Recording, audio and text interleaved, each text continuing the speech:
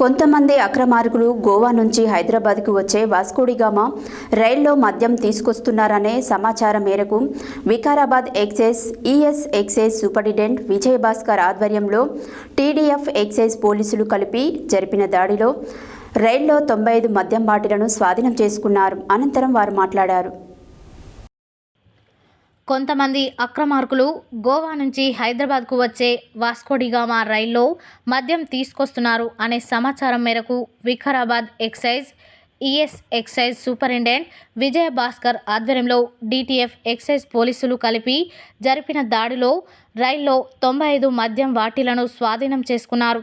వివిధ రకాలైనటువంటి విలువైన మద్యం బాటిళ్లలోని మద్యం 82.38 లీటర్ల మద్యంగా ఉంటుందని గుర్తించారు.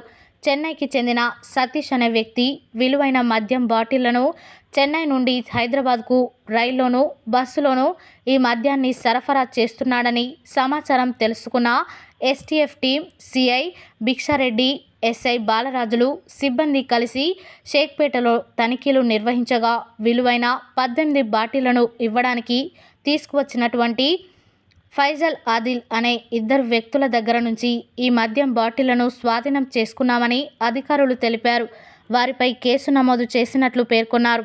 షేక్పేటలో పట్టుకున్నటువంటి మద్యం విలువ ₹1,00,000 మేర ఉండగా గోవా నుంచి వచ్చినటువంటి మద్యం విలువ మరో 2 లక్షలుగా ఉంటుందని అధికారులు అంచనా వేశారు.